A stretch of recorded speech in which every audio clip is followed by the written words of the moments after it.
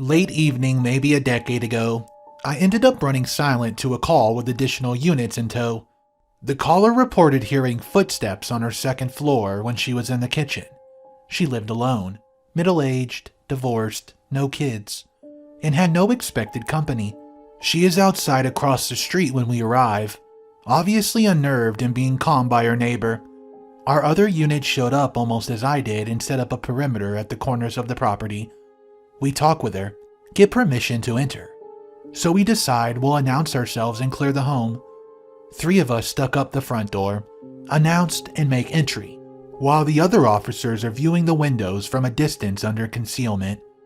She was in the midst of making really late dinner, so the house smelled really good. I remember how good it smelled. Anyway, we clear the ground level and make our way to the stairs when we hear it. Obviously, footsteps on the wood floors above us. Not a panicky, oh shit, I'm caught footsteps and running to hide or escape. No, these were calm, methodic, and almost pace-like. We announced ourselves again and no response, except the pacing just starts to sort of fade away. Quietly, I make my way up the steps, adrenaline pumping, concentrating on pieing the corner of the top. I stop a few stairs shy of the corner, breathe, and proceed up. The hallway at the top was pitch black, and after successful clearing the top, we make our way down the hall and clearing rooms. Nothing. Nobody. Not even a critter. Not that a critter would even make the sounds I describe as human footsteps on hard wood. After the initial search, a few of the other officers involved also check every nook and cranny. Bed, closet, rack, hell, even the washer-dryer, appliances, cupboards, all thoroughly searched. Nothing was out of order. Nobody hiding anywhere. Eventually, we invite the lady back into her residence and reassure her that there was nobody in there, and we equated her noise to maybe wood shrinkage or expansion in the home. None of the officers outside, and after our initial search, had seen anyone leave the top or bottom floors by window. The house had no indications that anybody tried to force open a window or door. I stayed behind for about 30 minutes once the officers cleared the call, and waited, while her friend showed up to stay the night with her. I went over basic security measures with her and double-checked all her windows and doors were not compromised. She fed me well-done lasagna as I waited, and to this day, I'm convinced that I interacted with another dimension of life that day. Okay guys, I hope you're enjoying the story so far. There's plenty of more stories to get into today. I just ask you press the like button on this video if you find this content entertaining. It immensely helps the channel and I appreciate it. Let's go ahead and take a look at story 2 now. About 4 years ago, a lady who I'll call Lucy called our non-emergency line and said she locked herself out of her house. I responded to report in case FD needed to force entry.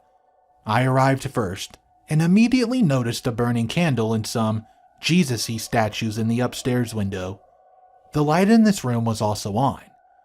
I can't explain it, but it seemed a bit odd to me. Anyways, I approached Lucy, who appeared to be 65 years old, and asked what happened. She said she walked to her car and got groceries for her and her mother, but forgot her keys inside and the door had locked behind her. I asked if her mother was home, and Lucy replied in the affirmative. Lucy went on to say she technically lived alone because her mom died 6 years prior, but still lives with her in the bedroom with the lit candle and makes her presence known by turning on and off the lights, opening and closing doors, and turning on the bathroom faucet. I then walked the perimeter of the home and found an unlocked window in the kitchen. Since Lucy never actually left home and knew no one else was inside, I radioed dispatch and climbed in through the window with her consent. As my boot touched the kitchen floor, I heard an audible click. At the same time, the lights in the stairway and upstairs hallway to my left turned on. I quickly walked to the rear sliding door to my right and advised Lucy what had happened. Lucy laughed and said that was just her mom saying hello. I told Lucy that although I genuinely believe what she told me was true, I still had to do my due diligence and ensure no one else was inside. I radioed for backup, and within minutes my buddy arrived. The first thing he said about the lit candle in the window: While clearing the upstairs, we came upon the room where the candle was, and immediately noticed it was blown out. There was no windows open, fans, vents, or other obvious source that could have extinguished the flame. We just looked at each other with a bit of unease and went back downstairs to leave. Click! The upstairs light turned off behind us. We talked to Lucy for another 5 minutes and suggested getting a battery-operated candle just to be safe. Well, Lucy clearly thought duck the police, because to this day, that candle burns in the open windows most nights when I drive by, and every now and then I'll stop and talk to Lucy to see how she and her mother are doing. I worked security for a few years out of high school and have some weird stories.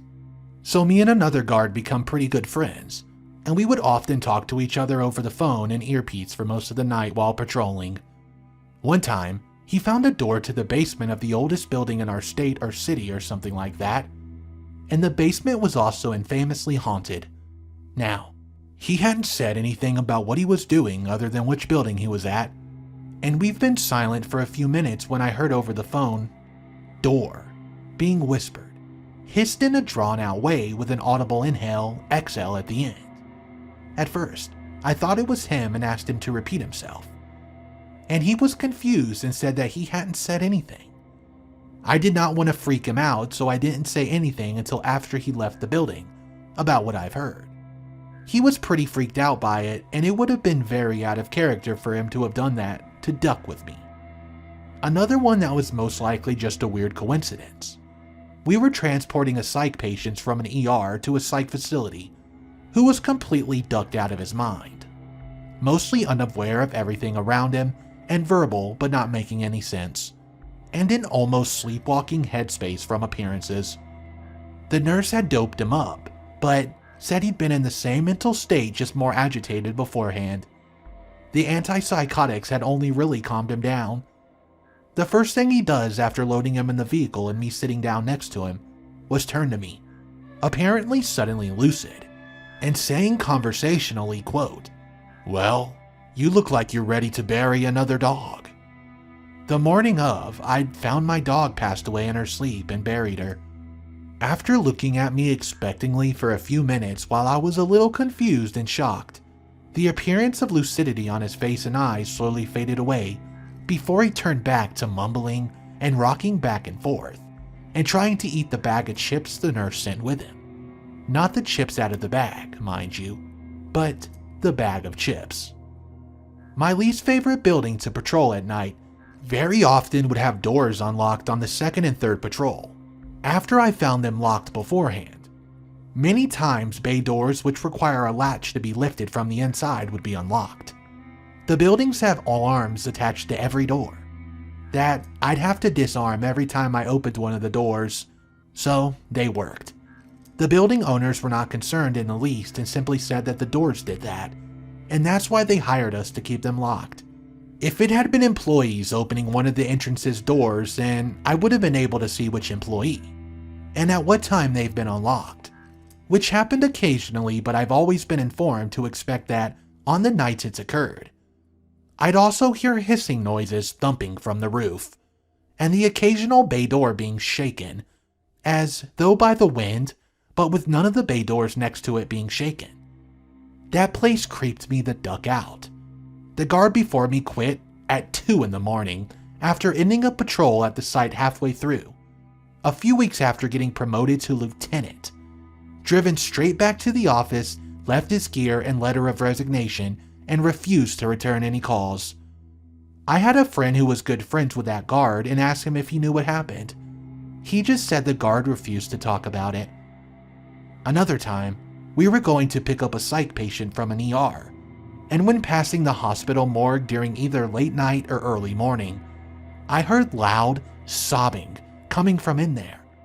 We flagged down a nurse and told them, who called the hospital security to come check it out, and found nothing. The hallway to the morgue was in and had very few other rooms that were all locked and closed, but the sound had seemed to be coming directly from the morgue. Another site I would patrol at night was an outdoor theater at the edge of town. A body had been found at an undeveloped part of the grounds and was thought to be the victim of Ted Bundy. as the time and area death matched up, and when Ted Bundy was in the area and active. However, it was never proven. This place was creepy as duck, and I didn't even know about the murder until after I'd been working it for a while. Now, I'm very used to being outside at night in rural areas, where there's no electric lights, but this place had the oppressive darkness that seemed to absorb any light. Even on nights with a full moon, I had to use a flashlight to be able to see anything. And even my flashlight seemed to have less reach and illumination there. Apart from the weird darkness, there was only one ever unexplained incident. It was the first night I was patrolling there. I stopped halfway through my patrol to have a smoke break, turned my flashlight off because the battery was running low. After finishing my cigarette, I went back to the patrol, turned my flashlight on, and froze. Alarm bells started going off in my head, but I wasn't sure why. I haven't heard or seen anything, but I just had this strong feeling that something was off. Then I realized what it was. My shadow was being cast out in front of me, as though there was a light shining on from behind. I yelped, jumped, turned around, bringing my hands up, thinking there was somebody behind me, but there was nothing. I didn't see anything that would have caused my shadow that direction, and I didn't duck around to see if my shadow would keep on doing that. I turned my light off and returned to my car, using my much dimmer phone light to see because I did not want to see my shadow in front of me again. I never had that happen again at the property, and later tried to recreate it in the same position with no luck. And other than just being creepy, weirdly dark, there were no more incidents that I could find a rational explanation for at the site. Although, a mountain lion's scream and a guy proposing to his fiancée both about gave me heart attacks there. I am a police officer working on an emergency response team on a busy London borough. We took a call to a suspected domestic incident in the block of flats. The informant said that she could hear screaming and sounds and disturbances coming from the flat above her own. Once we arrived, my colleague and I knocked on the door of the flat of the informant said the noise was coming from. I had heard nothing on my way up and certainly couldn't hear any disturbances coming from the address. To be honest, I heard nothing at all. After knocking twice, we had no response. My colleague left me to go downstairs and speak directly to the informant. I stayed by the door. I knocked again, and after some time it was answered by an elderly woman. She had clearly been asleep and was alarmed to see me standing outside. I told her that someone had called saying they could hear a disturbance coming from within her address. I asked her if there was anyone else inside with her. She looked bemused and told me that she lived alone and had been sleeping. I asked her if I could come in to satisfy myself that no one else was there. She invited me in. I walked into what was a 2-bedroom flat. The flat was in darkness apart from her hall light and her bedside lamp. I began searching through the flat. As I approached the final door, the living room, my colleague called me on the radio. He told me that he was on his way and asked if I was okay. I told him everything was fine, wondering why he sounded so flustered. He told me that he was in the informant's room and could also hear screaming and loud thuds coming from the flat I was in. I told him he must be mistaken as I'm almost done searching the flat, and I've heard nothing whatsoever. I have to admit a feeling of unease as I opened the final door. Like all the other rooms, it was darkness but was freezing cold. My breath misted immediately. There was no one in the room and no signs of disturbance. No window was open. I called my colleague and asked him to listen out for my footfall. He said he could hear my feet as I stamped them, but said the screaming hadn't stopped. This coincided with me opening the door. I left shortly after apologizing to the elderly woman for waking her. I have no rational explanation for this at all. My colleague and I left feeling very creeped out.